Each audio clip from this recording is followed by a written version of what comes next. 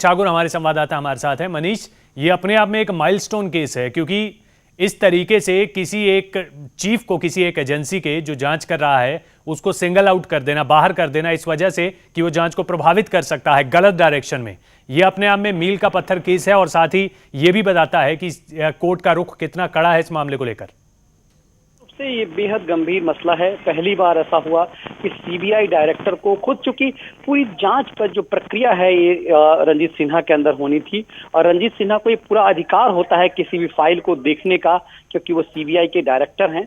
ऐसे में CBI director को सुप्रीम कोर्ट के द्वारा ये कहना कि आप अपने आप को इस पूरी जांच प्रक्रिया से अलग कर दीजिए, निश्चित रूप से एक उनके पूरे प्रोफेशनल, उनके करियर पर एक तरह से एक धब्बा है।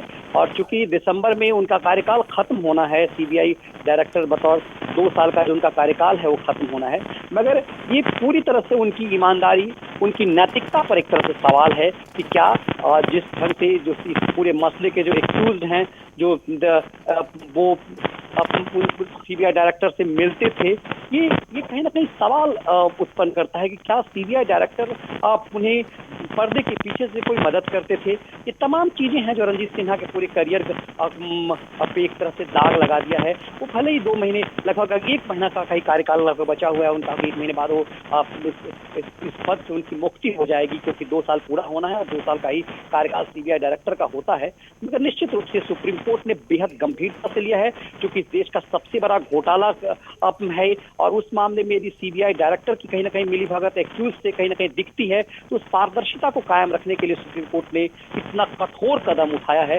निश्चित रूप से ये बेहद कठोर कदम है, मगर कहीं ना कहीं इंसाफ का तकाजा है। लोगों का इंसाफ होते हुए उस पर भरोसा दिखना चाहिए, और सुप्रीम कोर्ट ने वही कुछ किया है कि आम आदमी को लगे कि इंसाफ होता हुआ दिखना चाहिए। इसी लिहाज से इतना कठोर और इतना बड़ा कदम देश की सबसे बड़ी अदालत ने उठाया है।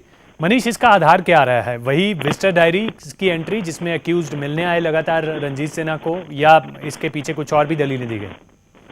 देखिए, सबसे अहम चीज यही है कि जो प्रशांत भूषण ने जो डायरी सामने रखी थी, इसमें ये दिखाने की कोशिश की गई कि एक बार नहीं, कई बार जो 2G से जुड़े हुए जो एक्यूज थे, क्योंकि वो बहुत प्रभावशाली व्यक्ति थे, यदि यूं ही मिलने जाते हैं तो आखिर क्यों जाते हैं सीबीआई डायरेक्टर के घर पे। और चूंकि एक परंपरा है, एक नियम है कि यदि आप सीबीआई डायरेक्टर के घर पे भी जाते हैं तो विजिटर्स डायरी में एंट्री होनी जरूरी होती है, क्योंकि इतने बड़े पद को में उनका जो सरकारी निवास होता है वो भी एक तरह से कार्यालय होता है उनका। वहां पे भी जैसे जज का जो घर होता है, जो निवास होता है हाईकोर्ट के जज का, वो भी एक तरह से वो एक अदालत माना जाता है। इसी लिहाज से जब सीबीआई के डायरेक्टर हैं तो उनका एक कमरा जो है वो सीबीआई ऑफिस के रूप में होता है। इसी लिहाज परंपरा है, एक नियम है कि वो विजिटर डायरी होती है, और उस विजिटर डायरी में कई ऐसे नाम पाए गए जो कई बार उनकी एंट्री हुई, जो बहुत प्रभावशाली थी और 2G मामले के एक्यूज थे। तो ये कहीं ना कहीं सीबीआई डायरेक्टर के रूप में उनकी जो उनके ऊपर जो सवाल जरूर खड़ा करता है कि क्या उनसे किसी ढंग से उनकी मिलीभगत थी।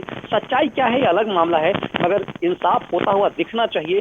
और ये सवाल उनकी जो गतिविधि है, उनसे जो लोग मिलने आए थे, वो सवाल जरूर खड़ा करता है कि क्या निष्पक्ष और ईमानदार थे सीबीआई डायरेक्टर, ये सवाल खड़ा करता है। और इसी लिहाज से इस पूरे मामले की निष्पक्ष, समय ईमानदारी और पारदर्शिता बने रहे, इंसाफ होता हुआ दिखता रहे, इस लिहाज से सुप्रीम कोर्ट ने कदम उठाया है। जी मनीष, अभी आप कह रहे हैं कि इनका कार्यकाल काफ़ी पड़ा हुआ है, लेकिन सुप्रीम कोर्ट की जो डायरेक्शन है, जो आप कह रहे हैं कि न्याय होता दिखाई देना चाहिए, लेकिन अब मामला तो नैतिकता वाला भी जुड़ जाता है। रंजीत सिन्हा उस पद पर बने रहें या ना बने रहें, खैर ये विवेक है, या सरकार कुछ करती है वो अलग बात है, लेकिन ये नैतिकता वाला जो बोझ है वो भी बहुत ज्यादा बढ़ जाता है। ये चूंकि जब आपका पद जितना बड़ा होता है, आपके चेहरे उतने बेदाग होने चाहिए। चूंकि वो सीबीआई के डायरेक्टर हैं, हर किसी को अंतिम आस सीबीआई से होती है, क्योंकि हर कोई ये चाहता है कि उसके मसले की जांच सीबीआई करे। और सीबीआई का जो मुखिया है, यदि वही बेदाग दिख रहा है और वो सुप्रीम कोर्ट की नजर में यदि वो बेदाग दिख रहा है, तो निश्चित रूप से एक पद पे बना रहना सवाल उत्पन्न करता है। और नैतिक रूप से ये सवाल हम और आप कहें, इससे ज्यादा अहम ये है कि रंजीत सिन्हा को अब सोचने को मजबूर करेगा कि क्या इस पद पे रह पाना उनके लिए जरूरी है। भले ही जैसा मैं कह रहा हूँ, लगभग 1.5 महीना से भी कम का वक्त है जो उनका कार्यकाल खत्म होना है। ऐसे में यदि वो इस्तीफा दे देते हैं तो निश्चित रूप से वो कहा जा सकता है कि उन्होंने नैतिक रूप से दिया है। मगर ये पूरी चीज रणजीत सिन्हा के विवेक पर निर्भर करता है, सरकार के ऊपर निर्भर करता है कि क्या उस पद पे अब रणजीत सिन्हा का बने रहना जरूरी है या नहीं।